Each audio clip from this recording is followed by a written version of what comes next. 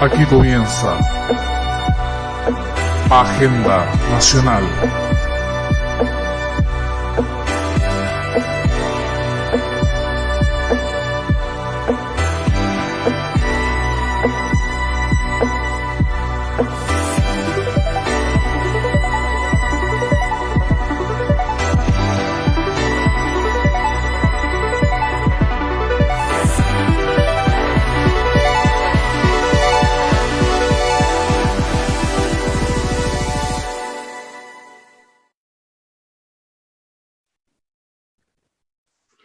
Muy buenas noches a todas y a todos.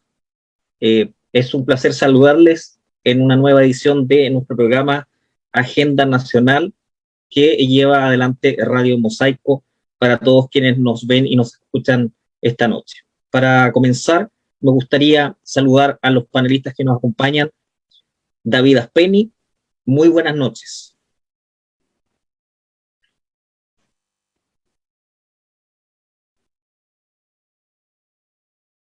Buenas noches, Miguel. Muchas gracias por participar con nosotros esta noche. Y también a Guido Asensio, saludar a nuestro amigo Francisco Campo también, que sin él esta versión no saldría al aire. Buenas noches a los auditores y auditoras.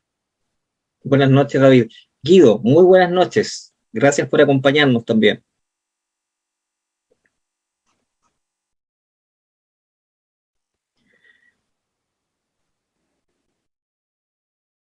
Sí, ahora sí.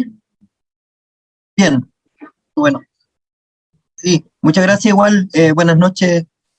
Un gusto también poder participar en este espacio con todos ustedes para poder conversar temas relacionados con la contingencia nacional. Así que muchas gracias. Bien, como es habitual, vamos a tratar algunos temas de contingencia de la semana, algunos asuntos muy discutidos durante este periodo. Bien, nuestros temas de hoy para conversar y debatir son, en primer lugar, las primarias de Unidad Constituyente. Bien, todos sabemos que Unidad Constituyente generó sus propias primarias. Fuera de la normativa que establece las primarias, ya tuvimos primarias legales, no obstante, los partidos de la ex nueva mayoría, hoy Unidad Constituyente, decidieron hacer sus propias primarias. Los candidatos son Paula Narváez, del Partido Socialista, Carlos Maldonado, del Partido Radical, y Yasna Proboste, de la Democracia Cristiana. Ese es un tema contingente, han habido debates al respecto, y vamos a tomar las impresiones de nuestros panelistas respecto de ese tema. También vamos a conversar sobre la discusión actual de las ayudas sociales frente a la eventualidad de un cuarto retiro de los fondos de AFP. Ese es un asunto también que se ha planteado como una dicotomía entre el IFE, bien que corresponde a la ayuda social que se dice universal en esta época para la pandemia, frente a el cuarto retiro de la AFP. Vamos a discutir si se trata de una dicotomía esto o son compatibles estos beneficios eventualmente. Bueno, y además un tema muy interesante porque hemos visto que en el país han bajado notablemente las cifras respecto de los contagios, que es un asunto que miramos todos con expectación, dado que continúa la campaña de vacunación y siguiendo esa campaña, vamos a ver si por fin se ha aplanado la curva y estamos viendo la luz al final del túnel o nos acecha el peligro de las variantes respecto de las situaciones nuevas del COVID-19. Así que respecto del primer tema, las primarias que va a realizar la Unidad Constituyente, me gustaría dar en primer lugar la palabra a David Aspeni para que nos cuente cuál es su opinión, qué le merece esta posibilidad de que se efectúen las primarias prontamente. Gracias, Miguel. Sí, bueno, en realidad la génesis de esta primaria o pseudo primaria surgió de una discusión básica de los partidos de la ex concertación o ex nueva mayoría, a pesar de que ex nueva concertación, de la ex concertación es la más adecuada, porque la nueva mayoría incluía el Partido Comunista. Bueno, y esta unidad constituyente que se formó para ir entonces a una primaria acordada entre estos partidos y que se va a realizar el día 21 de agosto. Bueno, lamentablemente estas cosas cuando no son legales, o sea, no participa el CERVEL ni nada de eso, dice llanamente la gente, es una cuestión como psicológica, la gente, los ciudadanos, les va a costar ir a votar, esa es mi impresión. Por lo tanto, yo creo que va a ser realmente un fracaso en términos de convocatoria. Y la verdad que no tiene mucho sentido porque debió haberse hecho como se hizo la primaria legal. Haber ido estos candidatos junto con los otros y ahí se sabe realmente cuánto pesa cada uno, porque imagínense, fueron 3 millones de personas a votar, sumados las dos partes, digamos, tanto la centroizquierda como Vamos Chile, la derecha. Entonces, si nosotros lo llevamos a un terreno de sustentabilidad, de gobernabilidad, o como queramos llamarlo, bueno, hay un apoyo que es realmente grandioso, digamos. Yo nunca me imaginé que iban a votar tantas personas en esa primaria. Bueno, ahí fue el resultado, bueno, y ahora viene como un premio de consuelo, a mi juicio.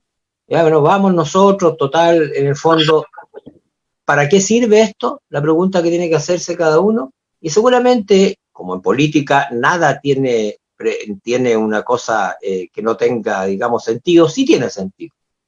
¿Y qué sentido tendría esto, a mi juicio? Es negociar muy bien para las parlamentarias, los cupos parlamentarios, etcétera, etcétera. Después del 21 de agosto, una vez que se realice esta encuesta, como queramos llamarla, vamos a saber exactamente qué va a pasar, porque el día 23 de agosto se vence el plazo para inscribir candidatos al Parlamento y también, digamos, para los candidatos que van a ir a las presidenciales. Y por otro lado, hay también, no se olviden ustedes, que se eligen también los consejeros regionales y por lo tanto vamos a tener aquí 3 frentes que van a ser, desde el punto de vista de campaña política, muy duros. Yo creo que van a ser muy duros. Primero, ahora para los cupos, que la pelea está dándose en este minuto, a mí no me cabe nada de duda con respecto a qué es lo que está pasando en este momento con estos 3 partidos, que Radical, Socialista y la Democracia Cristiana, están negociando cupos. A mí no me cabe duda de eso. Así que yo más que eso no podría agregar, y diciendo de que esto es realmente un error, nuevamente un error de la centroizquierda que no entró en la pelea primaria, digamos, ¿cómo se llama? De la centroizquierda que ya fue. O sea, ya resolvió el problema. Hay un candidato, que es Boric. Pero ahora de estos tres van a ir a pelear con Boric. Uno va a tener que salir a pelear con él y se diluyen los votos. Se van a diluir, no hay unidad, por lo tanto cualquier cosa puede pasar. En política no es como la Biblia, no está todo escrito. Así que vamos a ver qué pasa. Eso, Miguel, por mi parte. Muchas gracias, David.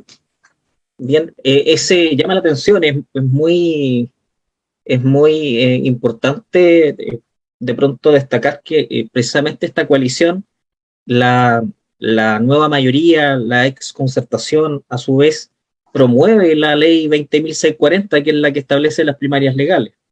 Bien, y precisamente promoviéndola con ese espíritu de fortalecer la democracia, de precisamente hacer más legítimo el camino que tiene un candidato para llegar a un puesto tan importante como la presidencia de la República, no genera los consensos democráticos internos de cada partido necesarios para generar la primaria y realizarla. Bien, faltó ahí conversación, faltó generosidad, faltó diálogo y principalmente formar coalición, porque eso es lo que quizá no ha logrado fortalecer esta nueva unidad constituyente llamada unidad constituyente. Precisamente es una situación que ha destacado hartas veces y reiteradas veces Carlos Maldonado en relación a quedar ahí como con el vestido de novio bajo el brazo en el CERVEL, ya que es lo que ha señalado. Nos gustaría preguntarle a Guido Asensio qué opinión le merece la situación de unidad constituyente y estas primarias que destaca David. Bien, estimados, muchas gracias, como siempre. Creo que este espacio, ¿cierto?, justamente sirve para poder tener una opinión mucho más amplia respecto a ciertas situaciones que se viven a nivel nacional. Y justamente, desde mi punto de vista, una secundaria, no le llamo primaria porque ya pasó la primaria, para hablar de bien el lenguaje, ¿cierto? Lo que hace básicamente es, desde mi punto de vista también me hago cargo, ¿cierto? Es buscar una alternativa adicional para poder darle la chance para que el candidato de la otra vereda tenga muchas más posibilidades, porque si divido, voy a poder tener muchas más posibilidades de entrar. Yo no sé cuál es la estrategia y yo realmente creo que fue una mala jugada. Y por otro lado, los costos de este tipo de contienda, ¿cierto? Más se llama contienda, ¿cierto? Que poder aportar a la democracia es simplemente una forma también de poder encarecer un proceso democrático. Y eso creo que es importante que este tipo de conglomerados políticos también tengan esa claridad ante el público. Yo creo que más que poder tener un aporte a la discusión, es una digresión que hace, pero también está relacionada a la unidad constituyente. Tenía que haber estado en la primera papeleta de la primaria. Entonces, para darse una importancia diferente y para poder generar esa diferencia de que ellos tenían, de que la izquierda, que no era tan centro, que era más izquierda, estaba fraccionada con ellos, es justamente una señal mala que hoy día les va a jugar en contra. Yo ya tengo listo, creo que el candidato cuando empezaron a discutir esto, el candidato ya se decidió. El señor Sichel se le allanó el camino, ¿cierto? Y aquí no hay que saber mucha matemática para poder saber. Ahora, si estos tres candidatos, la señora Narváez con Maldonado y la señora Proboste, no siguen el mismo juego del lenguaje que han utilizado hoy en día, a lo mejor podrían tener una chance de poder ganarle a Sichel en ese caso, al señor Sichel. Pero creo que tienen pocas posibilidades porque ya empezaron con el juego del lenguaje, que es lo que desde el principio estuvo complicado. Yo creo que el juego del lenguaje que ellos han utilizado, lo que me hace saber es que no han aprendido nada de lo que se hicieron, de lo que se hizo con las primarias de Jadwe. Jadwe tenía ganada una tremenda, tenía hartos kilómetros adelante de Boric, y su propio lenguaje le jugó en contra. Entonces, en esta secundaria que le digo yo, que no es primaria porque ya pasó una primaria, en esta secundaria, yo creo que le va a jugar en contra también el lenguaje de lo que están haciendo. Creo que es importante ahora, ¿qué es lo que rescato? Es que hayan dos mujeres disputando un poder que es tremendo. Eso creo que es lo más rescatable, el hecho de que mujeres se atrevan, dos mujeres liderazas, que son tremendas liderazas, que puedan tener esta posibilidad de poder ser presidentas nuevamente, creo que es importante. Ahora, esa chance que tenga para poder realmente llegar al camino, obviamente eso va a ser más complejo, pero creo que es una mala estrategia nuevamente. O sea, la organización que han tenido estos conglomerados políticos han sido una mala estrategia en el sentido de que hacen encarecer los procesos democráticos con un sentido de poder atraer más a la ciudadanía, pero justamente en un año electoral que ha sido demasiado agobiante tal vez para algunas personas, creo que no era una buena alternativa. Sin embargo, yo creo que acá lo que podrían apuntar, ¿cierto? Y es lo que no ha pasado mucho, es de que puedan tener la posibilidad de poder llamar a muchas más personas para que puedan votar. O sea, la calidad de los procesos democráticos se valían también con la cantidad de personas que puedan participar. Sin embargo, bueno, en la última votación subió un poco, pero el desafío es justamente eso. ¿Cuál es el discurso que realmente llega a las personas y cuál es el discurso que realmente va a poder pegar para poder generar un llamado que realmente pueda llamar a la ciudadanía y poder tener una mayor participación? Sin participación, la democracia se desmorona. Y eso tienen que entenderlo día a día. Quienes están en estos procesos democráticos, si no lo entienden, obviamente que ahí se desvirtúa toda esta validación que puedan tener cada uno. Esa es mi opinión, estimado Miguel González. Muchas gracias, Guido.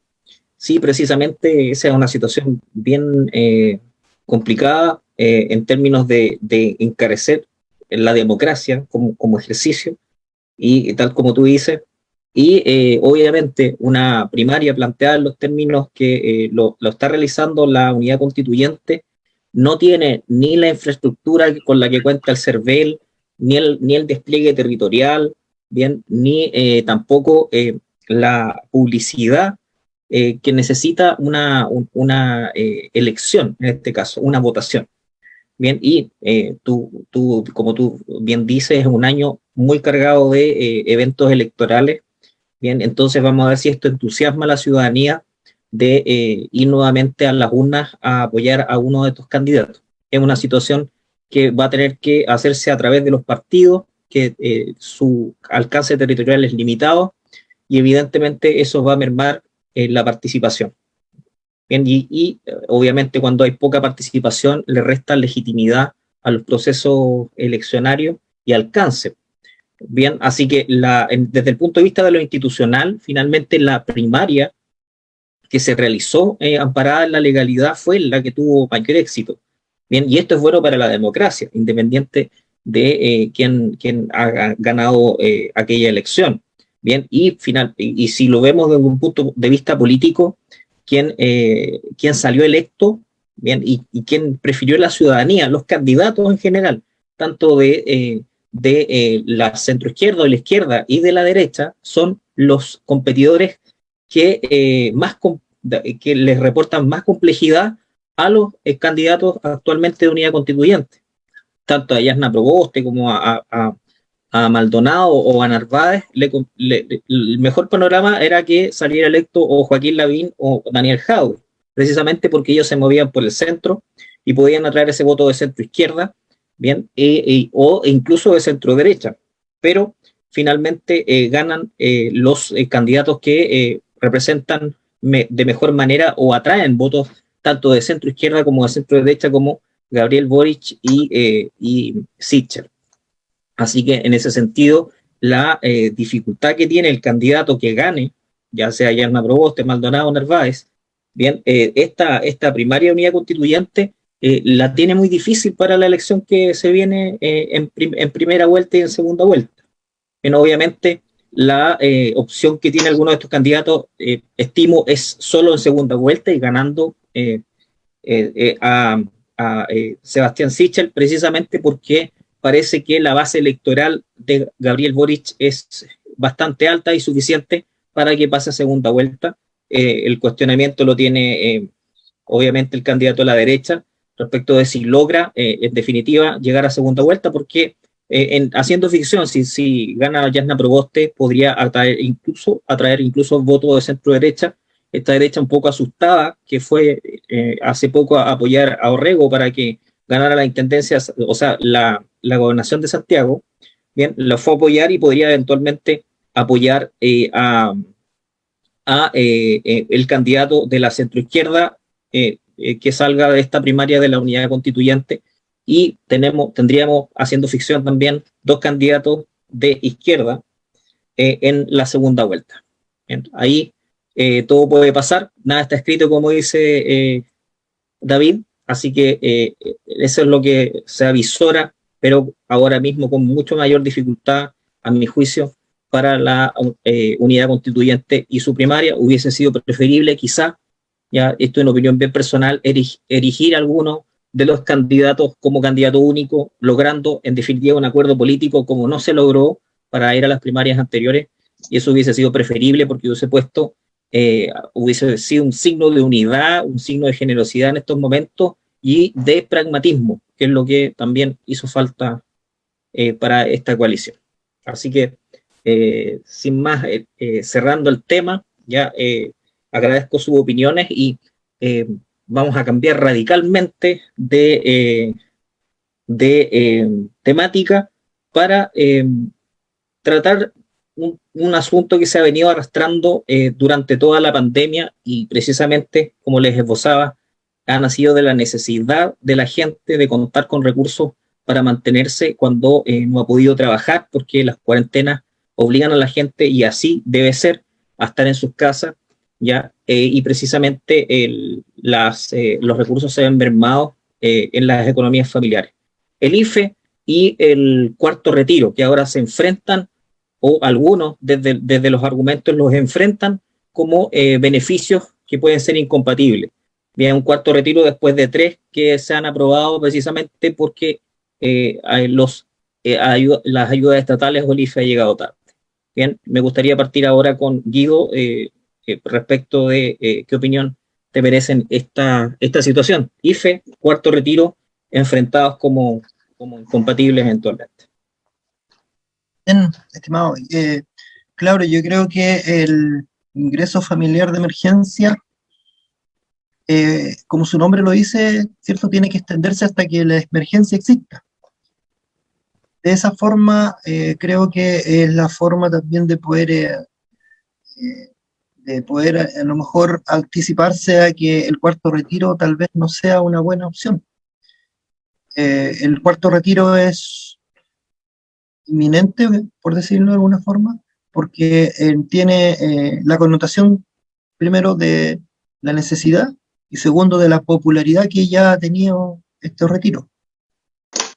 Algunos dicen, o algunos se refieren también, y que tiene parte de razón, ¿cierto?, de que tener una financiación de este tipo de emergencia con dinero propio para el gobierno, obviamente el hecho, me refiero al cuarto retiro, ¿cierto?, es un descanso para el gobierno, es un descanso para la política pública, en cuanto a la forma de poder, ¿cierto?, generar gasto público. Pero no es una buena alternativa, o sea, nunca fue una buena alternativa sacar plata de la propia ahorro previsional para poder solventar gastos y necesidades directas, necesidades que son más complejas.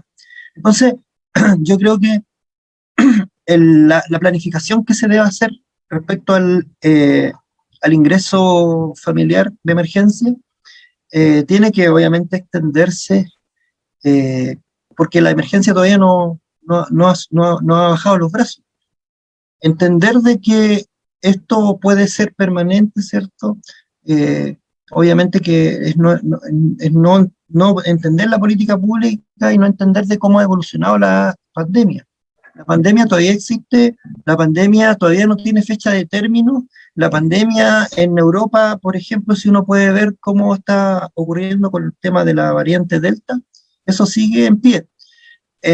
La planificación, el gobierno, particularmente el gobierno del presidente Sebastián Piñera, ¿cierto?, está utilizando fondos que también son de los chilenos, porque algunos se sienten, y yo he escuchado a mucha gente que dice, no, es que el gobierno no le podemos pedir más, que lo que tiene el gobierno no es una limosna y no es algo que esté extraordinariamente identificado como algo que van a sacar de otro lado.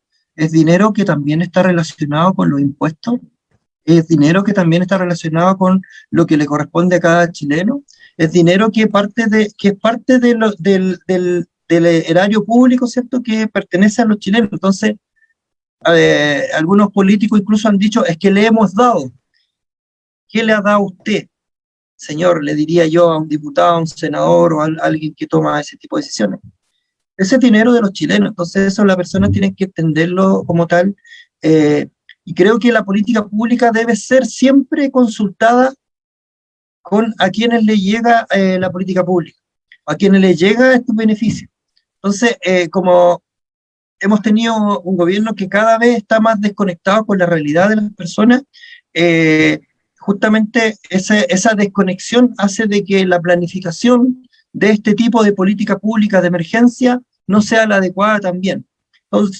Entonces, ¿cuál es la lección respecto a esto? Es que justamente que se apunte a poder tener un mayor diálogo con las organizaciones sociales, con las instituciones de todo tipo. Hoy día, el concepto que debe ser instalado desde mi punto de vista para poder justamente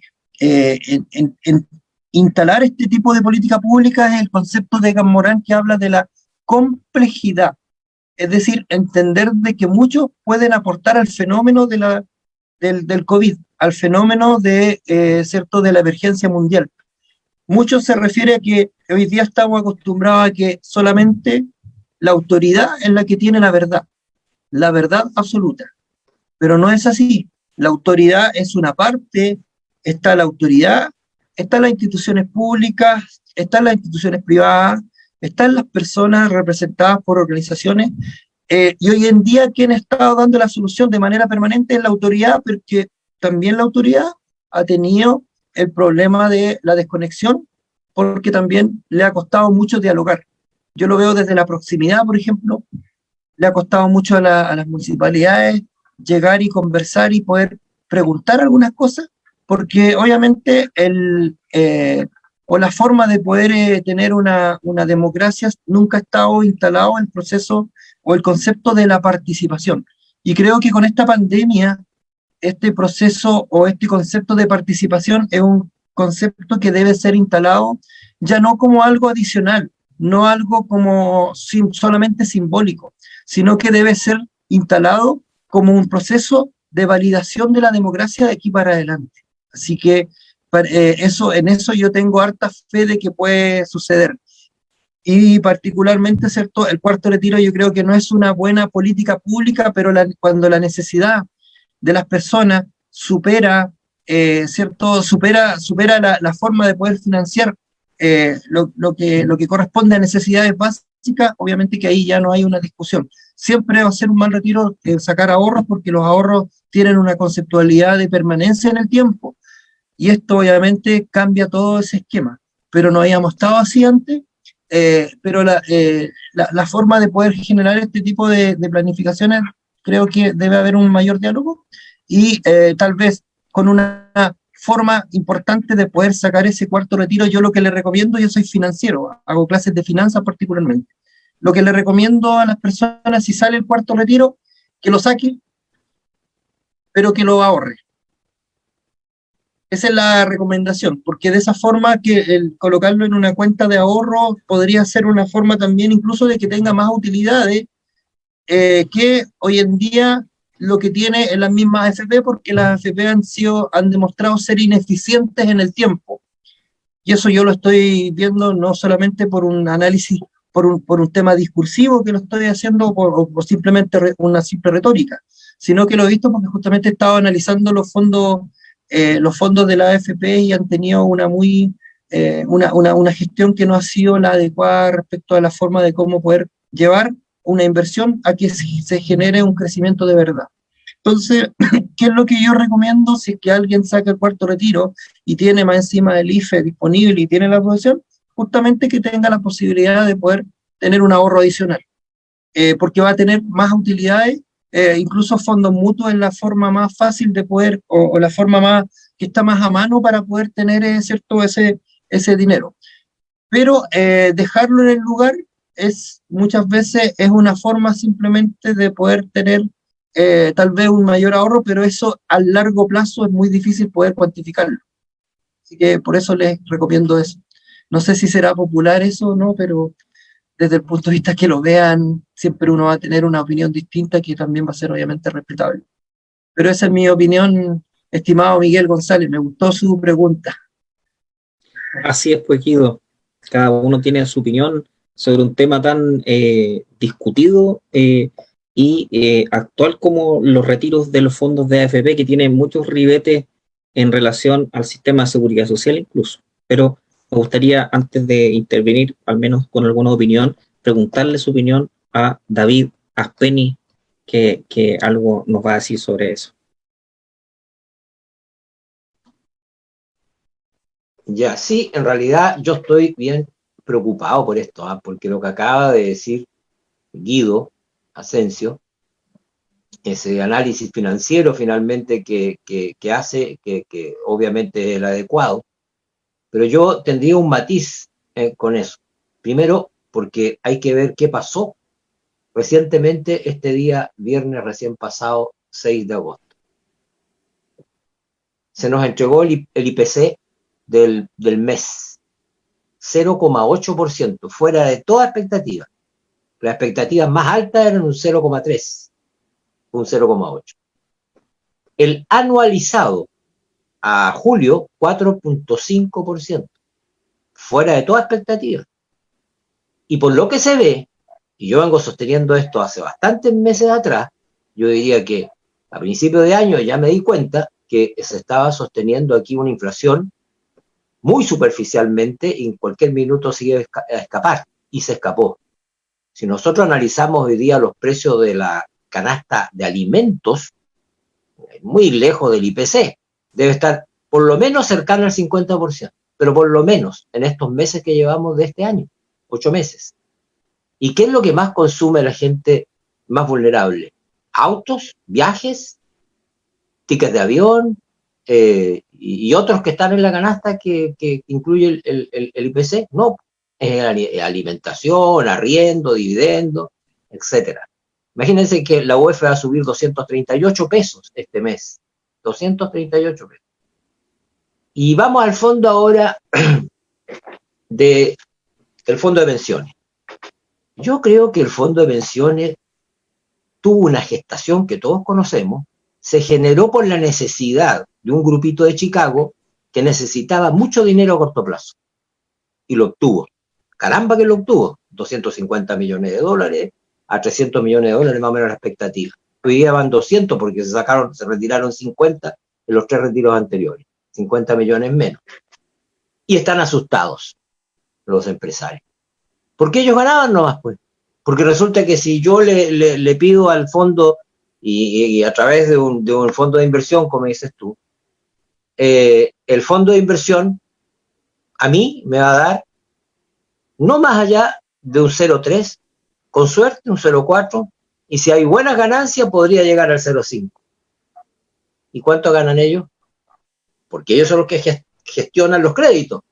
Y por lo tanto las utilidades de los banqueros, de los dueños de las financieras, etcétera, y de las empresas grandes que solicitan estos créditos a bajo costo y sin embargo le retribuyen muchísimas utilidades. ¿Quiénes pagan eso? Finalmente los trabajadores, los que tienen los fondos, los que tenemos los fondos en la AFP. Yo felizmente ya me pensioné, no los tengo, pero ellos pagan.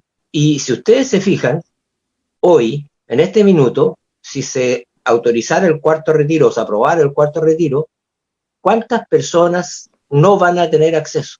Ya no la tienen porque ya no retiraron los fondos.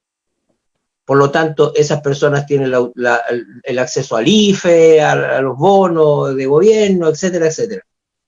Entonces, y además, si se hubiesen quedado y no hubiesen retirado, es el otro ejercicio que yo he hecho, si se hubiesen quedado y no hubiesen retirado, o muchos deben haber que no lo hicieron, ningún retiro de los 3 anteriores, y deja su dinero ahí, y supongamos que le queden poco tiempo para jubilar, y tiene 10 millones, supongamos, de fondos, o 15 millones, incluso lleguemos a los 20 millones. Yo una vez puse un ejemplo aquí mismo en Agenda Nacional.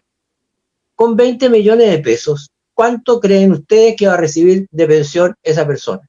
En este minuto, no más allá de 60, 80 mil pesos, con 20 millones. y con suerte podría tener 150 millones de pesos. Porque no se olviden que ya el fondo E ha perdido una cantidad, un 10, un 12% acumulado, y por lo tanto, esas pérdidas, ¿quiénes las absorben? Los que tienen su fondo en la AFP, los trabajadores. Entonces, si nosotros hacemos la historia y la llevamos al terreno de hoy día, es cierto que yo no estoy de acuerdo, creo que una muy mala política pública retirarla, porque realmente esto va a cambiar, si esto va a cambiar en el Congreso, en la nueva Constitución. Seguro que va a salir un nuevo sistema previsional, porque este nuevo sistema social de previsión para los trabajadores no lo es, nunca lo ha sido. Ha sido beneficioso para lo que yo les dije, para los grandes empresarios y punto. Entonces, si es así, el que tenga menos fondos ahorrados, por supuesto que va a tener menos posibilidades en el nuevo sistema, va a depender de lo que le dé el Estado, la solidaridad de los otros trabajadores, etcétera, del ente estatal que lo maneje, en fin. Yo diría que, y no por eso que estoy sosteniendo de que yo no estuve de acuerdo con los retiros, yo creo que si el gobierno no llegó con el IFE, justamente de lo que estamos hablando, no llegó con las ayudas a tiempo, la gente, bueno, le cayó del cielo esto y los políticos, ¿qué hicieron? Se aprovecharon de esta circunstancia. Y hoy día, el cuarto retiro, a mí no me cabe duda, que es exclusivamente campaña política. Nada más. El que se oponga al cuarto retiro, que se despida mejor de que lo vayan a elegir en algún cargo que esté postulándose o repostulando. Primero eso.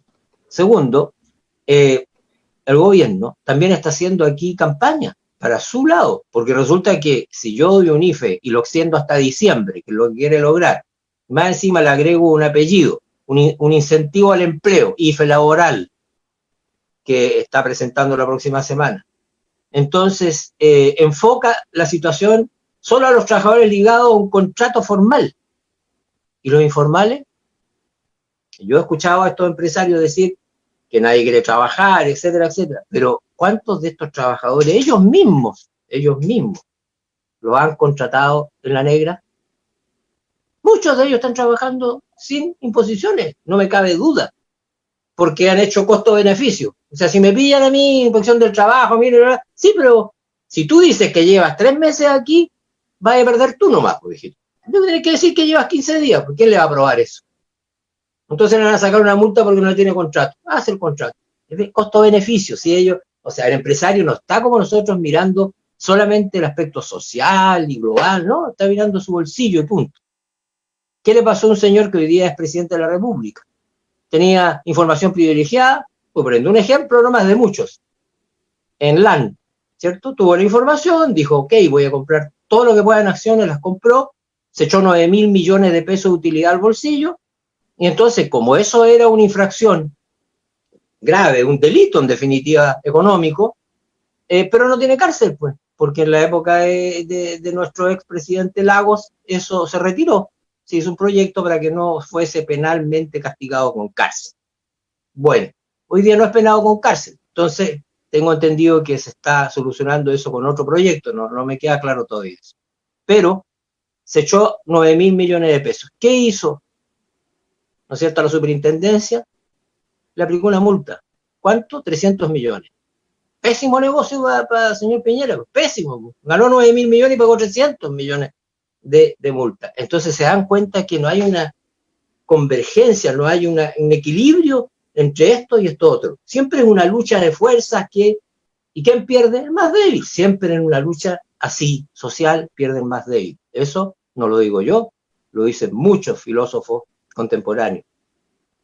Marcuse, no voy a nombrar a Marx, sino que posteriores, Habermas y otros que justamente ellos piensan y pusieron en la balanza hace algunos años ya, pero son contemporáneos del siglo XX, que dijeron lo que está pasando hoy día, lo dijeron clarito, pero muy claro, lo visualizaron.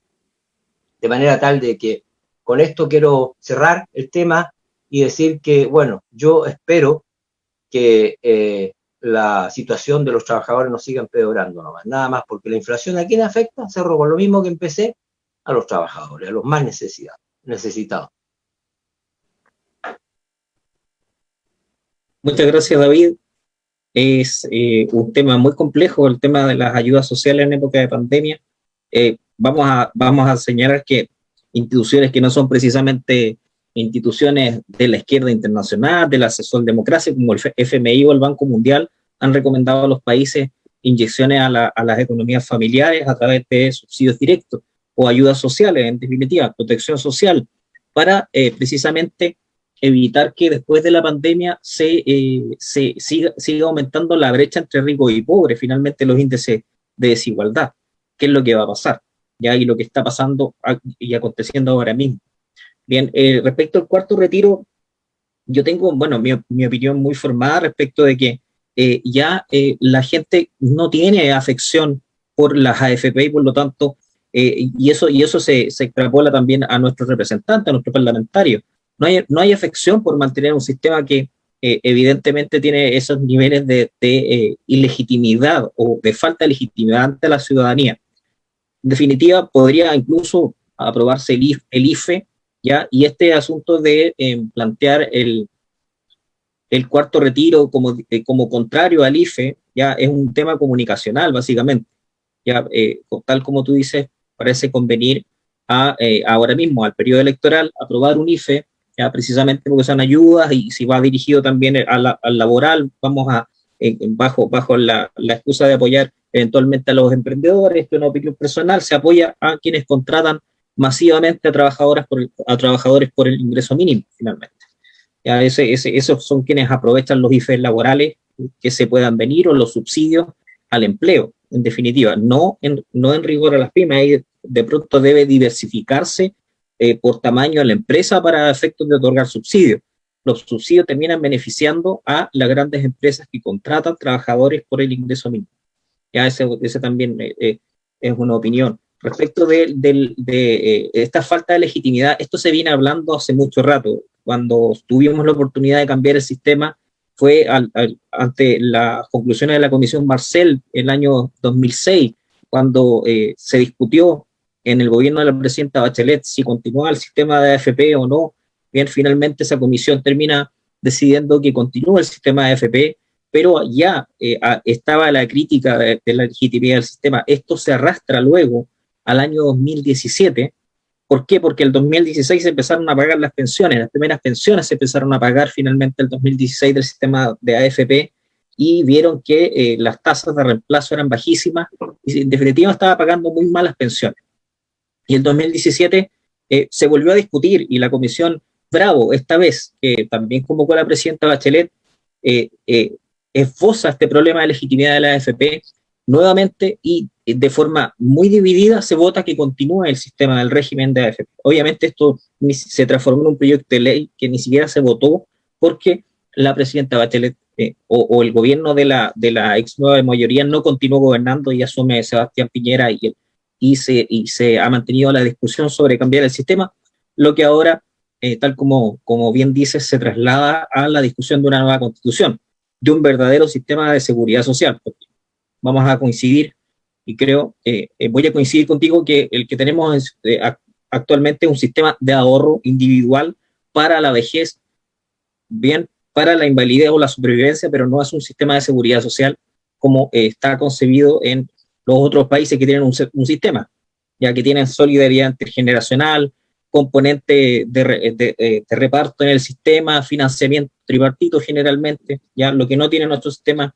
Bien, son cada uno de los trabajadores quienes financian su pensión en definitiva, no hay aportes del Estado, no hay aporte del empleador, lo que es muy necesario para tener un sistema de seguridad social como tal, y en definitiva lo que genera también un sistema así, donde quienes van entrando al sistema ayudan a los que van saliendo, bien, en el sentido de la solidaridad intergeneracional es cierta lealtad, cierta cohesión social respecto de un sistema, y no lo que está ocurriendo ahora, una desafección de nuestro, entre comillas, sistema de seguridad social, administrado por entidades privadas y obviamente con su origen espurio, notablemente espurio, porque el objetivo no era pagar pensiones, sino inyectar recursos en ese momento, lo que se señaló, lo que tiene José Piñera en su misma página web, ya las actas de las discusiones que se tuvieron con la Junta militar y con el dictador de la época en relación a que ellos mismos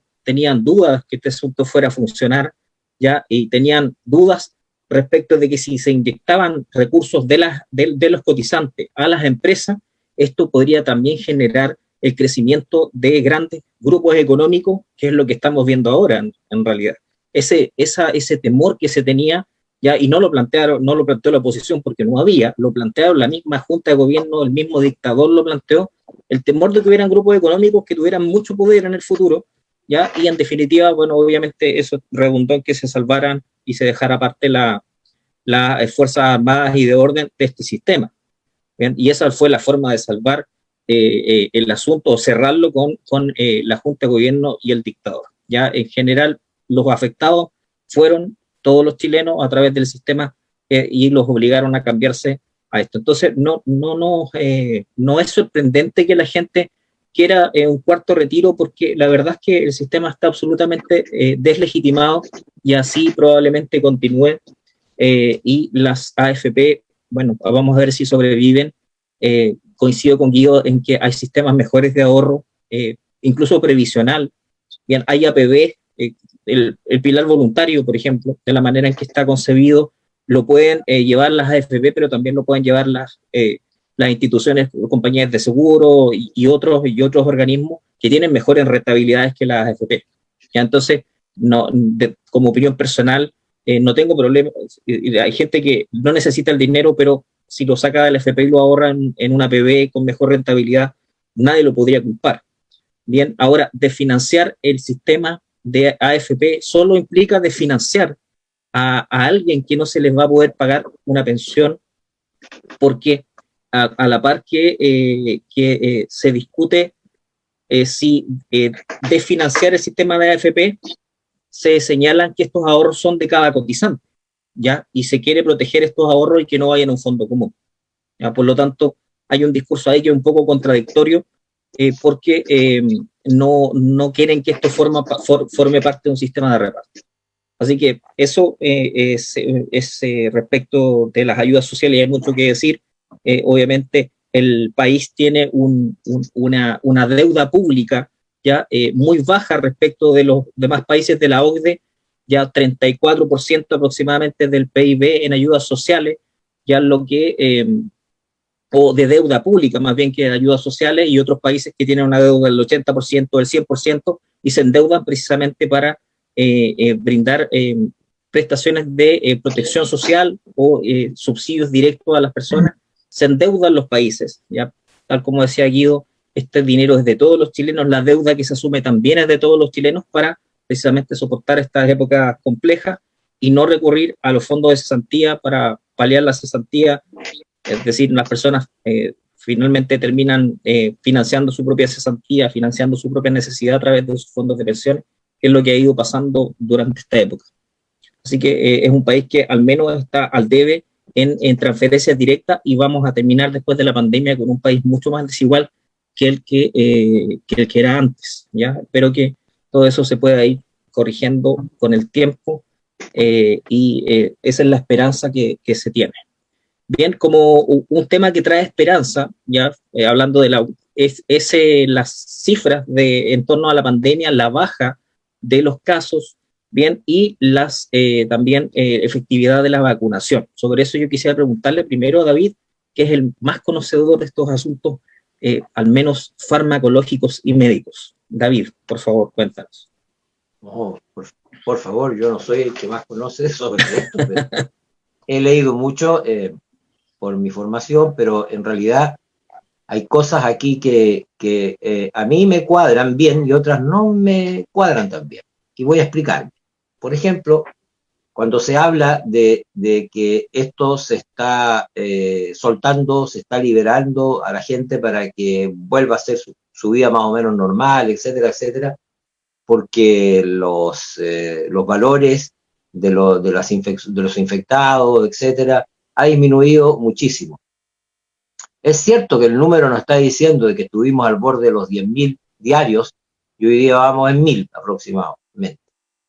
Entonces, claro, bajamos bastante, es notorio por la vacunación, que se ha logrado un porcentaje de un 82% digamos que el 100% no es el 100% de la población, sino que el 100% del grupo de susceptible, digamos, y al cual se le llama grupo blanco también, en donde se apunta con la vacuna. Bueno, y ese es más aproximadamente el 80% o el 75% de la población.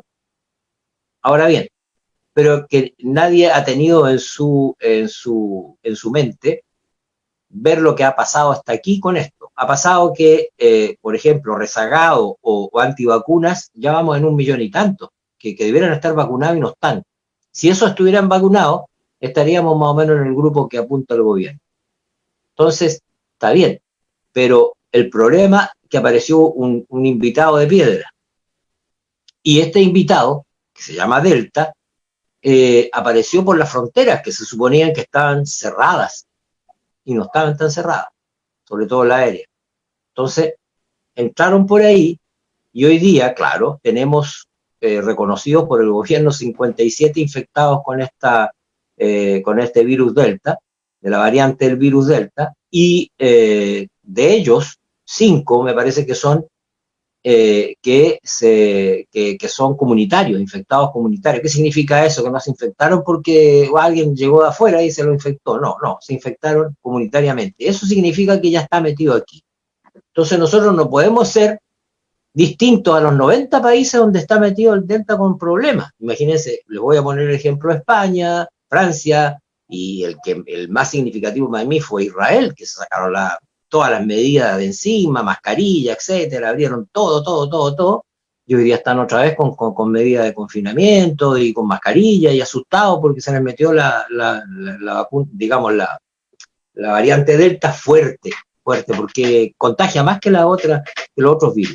Entonces, ¿qué es lo que pasa? Que aquí, a mi juicio, tienen que rápidamente terminar los trabajos que ya están prácticamente en esa fase, de los niños, o sea, vacunar hasta niños de 4 años ya, o sea, a esta altura no nos cabe eso en la mente de que el grupo blanco son, qué sé yo, el 75% de la población, 80% de la población, no, aquí ojalá sea más alto que eso, porque la única manera de encerrar este bicho y dejar que no se expanda como se está expandiendo, y eso que todavía no termina el verano en Europa. Entonces, como no ha terminado en Europa y están ya con este disparo, ¿cómo no se dan cuenta que al abrir aquí todo esto rápidamente se va a convertir en el mismo, otra vez, infierno que teníamos? Porque no es que se le ocurra a un señor que infectólogo del grupo del colegio médico, no. Esto está pasando en el resto del mundo. Entonces, son 90 países que ya están con este problema y, por lo tanto, a nosotros nos va a pasar tarde o temprano, más bien temprano que tarde. Por lo tanto, aquí hay que seguir con la cuestión de la vacuna. Esta mal llamada tercera dosis, porque no es tercera dosis, es una dosis de refuerzo. Esa dosis de refuerzo que va a partir ahora el 11 de agosto, la próxima semana, con los más viejos, hasta llegar a los 55, y después va a seguir incluso con la vacuna de AstraZeneca, que también ha tenido unos cuestionamientos, porque la compraron antes que salieran unos estudios en Inglaterra, que la suspendieron un tiempo porque estaba produciendo efectos secundarios como trombosis espontánea. Entonces, ¿qué es lo que pasa? Que está relacionado con la vacuna, pero hay otros estudios que hablan que en realidad esos pacientes tenían predisposición a hacer trombo, o sea, no es que todo el mundo lo tenga predisposición, el que no ha tenido problema y se sigue utilizando ahora. Entonces, pero como la compraron y tienen muchas dosis, entonces, bueno, van a tener que utilizar esa primero para salir del cacho porque ya la compraron. Y por lo tanto, yo pienso que la gente no tiene que temerle a eso, en realidad, a menos que tenga una predisposición, y para eso tiene que visitar a su médico, al médico que lo va habitualmente, y por lo tanto hacerse un estudio hematológico rápidamente. Se puede detectar eso. Pero, como digo, hay que estar preparado porque esto no va a ser tan sencillo como hay algunos que lo pintan en el gobierno. Y ayer escuchaba al colegio médico decir que ni siquiera les preguntaron, o sea, ni siquiera los consideran, o sea, son buenos, muy buenos los infectólogos, en fin, que hay en el colegio médico, pero sin embargo esos expertos no los toman en cuenta. ¿Por qué? Porque hoy día hay que activar la economía, reactivar la economía y fuerte la economía, y por lo tanto y yo estoy de acuerdo con eso, pero siempre y cuando, ¿no es cierto?, no corramos el riesgo o volvamos otra vez a foja cero. Entonces, ojo, cuidado, porque hay muchas cosas que se toman a tontas y a locas y después el resultado hay que lamentarlo nomás. Y aquí no hay ninguna persona que diga, mire, sabe, vamos a esperar un tiempo, lo que planteaba el Colegio Médico, que era una locura hace un mes y medio atrás, de que se hiciera un blackout de 3 semanas. Y resulta que ahora se ha demostrado que quienes han hecho ese blackout han tenido resultados excelentes. Finlandia y otros. Entonces, por eso digo yo aquí, el problema está en que perdimos la confianza en los voceros del gobierno, en los personeros que tienen que tomar decisiones, pero todos sabemos finalmente quién es el que toma la decisión aquí, no son los secundones, sino el que está a la cabeza. Y lamentablemente, ustedes saben lo que pienso en ese sentido, y no porque sea sesgado, sino que simplemente porque se nota que está en otra. Así que yo lo único que les pido a la gente que se vacune y no le tenga miedo a la AstraZeneca tampoco, porque en realidad es una vacuna buena y al parecer, al combinarla con la de Sinovac, va a tener mucho más refuerzo que si fuese otra vacuna. Entonces, es preferible que la tomen a que no la tomen. Porque un 0,1% o 1 de 1.000.000, para ser más preciso, son los que tuvieron algunos problemas de trombosis, pero no se sabe si esas personas eran predispuestas o no, como decía al principio. Bueno, entonces, si es así y me sale a mí el premiado, entonces yo hoy día mismo me compro todos los lotos y los quinos porque es muy probable que me los gane. Más fácil que me gane eso a que me salga premiado en la AstraZeneca. Bueno, un poco reírse de esto, pero es la verdad. Eso es la verdad, que no hay que tenerle miedo. Eso, Miguel. Así es, pues, David, lo que priman a veces son los miedos, o sea, en definitiva, la tragedia humana que vivimos en Chile, 35.000 muertos, ya, ha sido por... Disculpa, pero más 7.000 que se dicen que son sospechosos, es decir, claro, 43.000. Las cifras del DAIS, es evidente que ha sido por decisiones con duda, cuarentenas móviles, ya este asunto entre esta discusión entre la economía y la salud pública, que no se tienen claras las prioridades. Así que eso ha causado una tragedia humana importante. Bien, igual estaba leyendo... Perdón, disculpa que interrumpa, pero se me escapaba algo. Mira, han bajado las cifras de la infección, pero fíjense ustedes la cifra de muertos. Hoy día 71, o sea, hoy día, pero que fue ayer, 71 muertos ayer. Y entonces el otro día 30 y tanto, el otro día 80, y así. O sea, si nosotros vamos analizando esto, muchos de estos muertos, de estos fallecidos, han sido infectados por la Delta, a mí no me cabe duda. Yo conozco un amigo mío que se infectó, bueno, 2 amigos, uno se infectó y murió, luchó como un mes, tipo 68 años, y murió. Y el otro se salvó, también los dos con las 2 vacunas, o sea, con las 2 dosis, y murió. Y el otro se salvó porque realmente llegó a tiempo y se asustó, y entonces empezaron a hacer toda la mecánica, digamos, respiratoria, etcétera, etcétera, en la UCI, y se salvó. Pero el otro murió. Entonces, cuidado, ojo, esta cuestión la gente lo toma como una chacota, como un invento, pero no es tan así. Es muy delicado esto de la variante esta, porque es muy agresiva y muy, muy altamente más, digamos, incidente en infecciones que el virus original. Entonces, cuidado, porque además de eso, perdón Miguel, pero también vienen otras variantes, probablemente no las conocemos, vienen otras y existen, pero aquí por lo menos no las hemos todavía recibido, pero vienen. Entonces, cuidado, por eso digo que aquí la única salvación es vacunarnos todos. Por eso que yo insistía una vez y yo dije, ¿sí? Discúlpenme, pero la vacuna debió haber sido obligatoria, salvo aquellos que tuvieran algún problema médico. Lamentablemente aquí que la libertad, no, aquí está primero la libertad de todos o la libertad de nadie. Entonces eso es importante tenerlo como concepto, pero por eso que yo quería agregar eso, y disculpa Miguel. No te preocupes, David, de todas maneras, cuestiones importantes, o sea, no creo que ninguna llamada a la alerta respecto a la variante Delta porque bueno, uno se entera por lecturas y por buenos amigos que se dedican al área médica, esta variante tiene un tiempo de exposición de contagio de 20 segundos. O sea, yo estoy 20 segundos al lado de alguien que tenga la variante Delta y me contagio. Ya la variante, la normal son 15 minutos de exposición. Entonces, a ese nivel de contagio estamos hablando. Es muy complejo, sí. Por eso es que las personas tienen que ser trazadas rápidamente, aisladas, ya para efectos de no extender más esta variante. Y precisamente vamos debemos pensar que el país, cuando inició la pandemia, llegó al menos 2 meses tarde respecto a lo que pasaba en Europa, no aprendió las lecciones, le pasó de todo precisamente, y ahora estamos viendo lo que pasa en Europa, estamos a tiempo de actuar, y con el nivel de contagios que permite trazar y aislar, ¿bien? Porque es un nivel bajo de contagio que permite trazar y aislar. Hay que aprovechar esta oportunidad. Bien, me parece que en cierto momento hubo cierta conciencia de que había que endurecer las cuarentenas y combinarlo con la vacunación, y por eso bajaron los contagios. O sea, esto no es un premio solo a la vacunación, sino que se endurecieron las cuarentenas, lo vimos hace algunas semanas, por eso bajaron los contagios, lo que se combina con precisamente la vacunación.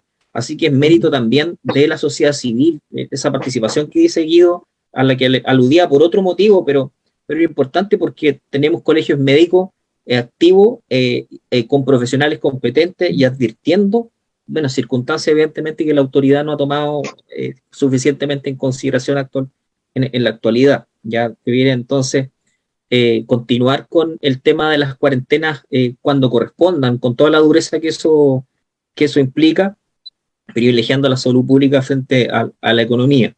Bien, ahora una cuestión importante es el pase de movilidad, como que cambió su foco. A mí eso me parece bueno, porque al principio era una especie de premio para andar por cualquier lado, y ahora el pase de movilidad es una herramienta también para que aquellos que no se han vacunado tengan ciertas restricciones. Evidentemente, no pueden estar dentro de lugares ya con público, personas que no se han vacunado, y eso lo demuestra al menos el pase de movilidad, a pesar de que, según lo que leyó David, el efecto de la vacuna o la inmunidad que genera no dura permanentemente, eso no está suficientemente estudiado, probablemente dure, de acuerdo al organismo de la persona, 90 días o más, ¿ya? Y en algunos casos, y dependiendo mucho de la vacuna que se trate, ¿no? Ya, mira, entonces, no podemos... en las personas más jóvenes, puede durar hasta 8 meses. Y ahí empieza a declinar. Pero las personas mayores, que son mayores digamos, de la tercera edad, digamos, de 60 para arriba, se ha visto que a los 6 meses ya comienza a tener el 50% del efecto de inmunidad. Por lo tanto, ojo, eso es bien importante lo que tú acabas de decir. Bien, entonces pensemos que hay personas que tienen un efecto ahora disminuido, ya porque ha pasado tiempo desde la segunda dosis en el caso de CoronaVac o Sinovac, y en el caso de Pfizer también, o sea, ha pasado tiempo desde la primera vacuna Pfizer.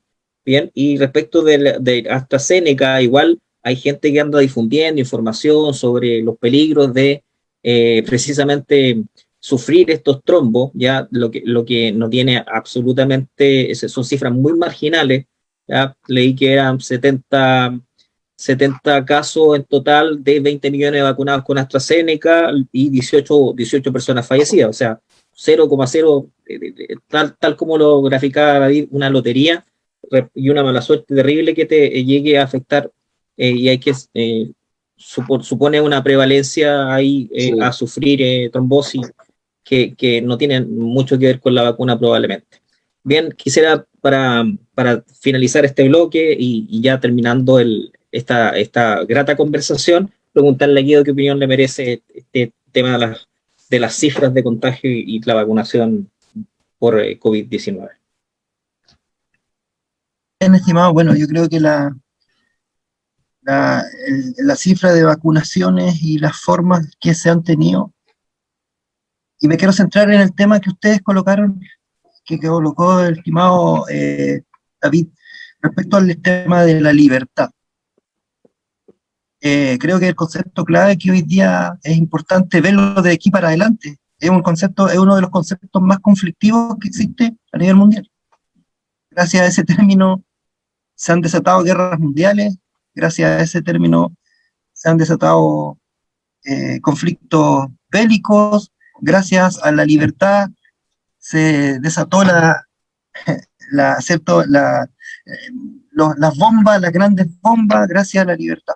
¿Por qué? Porque justamente es uno de los conceptos más confrontacionales que se han instalado, y que justamente la libertad tiene condiciones, y la libertad no es para todos de la misma forma, y la libertad siempre genera polaridades, y la polaridad en este caso, si nos llevamos a lo que es la pandemia, es un concepto que ha estado presente primero para poder llevar a las personas a sus casas por el tema de la cuarentena, ha estado presente en temas de las vacunas, que es lo que nos convoca en lo que estamos hablando hoy día.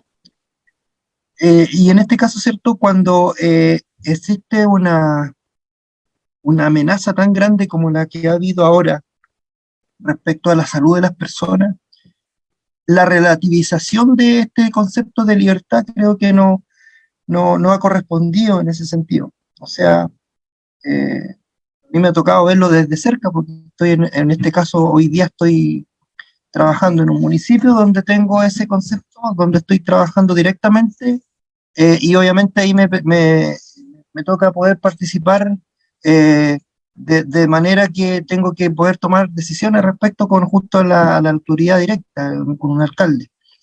Entonces, ese concepto de libertad, cuando hoy día está presente en la forma de tomar decisiones, creo que cuando afecta a otro, obviamente que esa libertad tiene límites. Si nosotros no concedimos límites, simplemente lo que no estamos concediendo es la conciencia, que es el filtro de nuestro pensamiento. Y en este caso la libertad justamente tiene que ver con el filtro de cuáles son, de cuáles son los límites donde nosotros vamos a llegar y vamos a poder dar la posibilidad de que quienes puedan tener y tomar la decisión puedan hacerlo en el momento en que deseen. Pero simplemente cuando está en juego la vida de nuestros hijos, la vida de nuestros seres, de las personas que queremos, la vida de los demás, ahí desde mi punto de vista no debiera haber relativización, ¿ya? Y eso mismo pasa, ¿cierto? Para efectos de poder tomar la decisión de poder tener cuarentena o no. Creo que ha habido una muy mala señal de que a nivel internacional incluso, ¿cierto? Lo que he estado mirando últimamente, el manejo de la pandemia en los países, de los 193 países que habían hecho estudio el Programa de Naciones Unidas, los 10 o 13 países, no recuerdo bien, del día 13, que lideran las damas, son los que mejor han tenido una respuesta frente a la pandemia. Nueva Zelanda, Noruega, qué sé yo. Nueva Zelanda es un ejemplo para todo en muchas cosas, ¿cierto? Pero justamente en ese caso, ¿cierto? Ahí da para pensar en ese sentido de que, en el efecto de que cuando existan pandemias o de que cuando existen grandes catástrofes, las mujeres tienen la forma de reaccionar de mejor manera porque tienen una conceptualidad, un concepto de la seguridad holístico. Y ese concepto de la seguridad holístico es holístico, ¿cierto? Justamente porque lo que ellas ven de manera integral, cuáles son los elementos que le van a afectar de manera natural a su hijo, a su esposo, a su familia. Entonces creo que eso es un concepto que ya se debe considerar. O sea, tener una mujer frente al liderazgo es tremendamente importante. Ver la pandemia o ver los temas de que si se van a vacunar o no, centrándonos más en lo que estábamos viendo al principio acá, yo creo que ahí tiene que haber ese concepto de libertad, tiene que ver con los límites y hay que, o sea, la gente tiene que llevar a vacunar. Los antivacunas, yo los entiendo igual, ¿cierto? Porque son parte del itinerario, ¿cierto? Pero los antivacunas simplemente si no quieren participar, no van a poder tener esas libertades. Si yo quiero tener la libertad de no vacunarme y también tengo que aceptar la libertad de no ir a un lugar donde otros que sí se vacunaron. Entonces, cuando se confluyen estos dos mundos de diálogo de sordos, simplemente no se avanza mucho. Entonces, por eso mismo creo que es importante poder tener conciencia. La conciencia es mucho más amplia que esto. Los casos van aumentando, lo que dice David es tremendamente relevante. Miremos a Europa. Oigan, si todo el rato Europa está dando la pauta porque está más adelantado en términos de, bueno, aparte de la tecnología y todas esas cosas, pero está adelantado en términos de la cercanía también con Asia. Entonces, no tenemos que inventar la rueda para poder decir cómo va evolucionando esta pandemia. O sea, ya dio la pauta Italia cuando empezó y veíamos las personas muertas en los hospitales y tiradas fuera sin tener la posibilidad, ¿cierto?, ni siquiera tener una cama digna en un centro hospitalario. Y eso fue después lo que empezó a suceder en Latinoamérica, Ecuador, bueno, Chile no fue la excepción, y es lo que la variante Delta también va a llegar, ya llegó a nuestro país, ¿cierto? Y también va a generar una nueva pandemia, o una enfatización de la nueva pandemia. Entonces, hay que prepararse. Creo que se suelta mucho de repente el libre albedrío y nuevamente el concepto de libertad se empieza a relativizar cuando yo coloco libertades pero no le hago fiscalización. Y eso es lo que ha pasado en Chile. No ha habido la fiscalización necesaria para poder tener ese tipo de libertades. Creo que ahí tiene que haber una responsabilidad mucho mayor de los estados, pero también los países deben, como Chile, ¿cierto?, deben aprender a ver también, a escuchar a sus regiones. Y creo que eso es una de las cosas que a nuestro gobierno le ha fallado más. O sea, yo solamente desde el centro digo todo cómo va a funcionar. Yo soy los iluminados, les decimos nosotros, y yo trabajo hartos temas de descentralización y trabajo en contra de los iluminados que están en Santiago, ¿cierto? De que ellos con un dibujo resuelven muchas cosas. Entonces yo creo que hay que aprender a conocer los lugares, hay que aprender a valorar lo que están diciendo las regiones y obviamente la validación que tiene las personas que están vinculadas a la salud, a la disciplina de la salud. Ellos son hoy día las autoridades que tienen que también tener una tremenda relevancia. O sea, cuando se relativiza, ¿no?, desde otras disciplinas como el ministro de Educación, que es uno de los más irresponsables que ha habido en esta pandemia, que todo el rato está llamando a los niños, ¿cierto?, a que vayan a exponerse.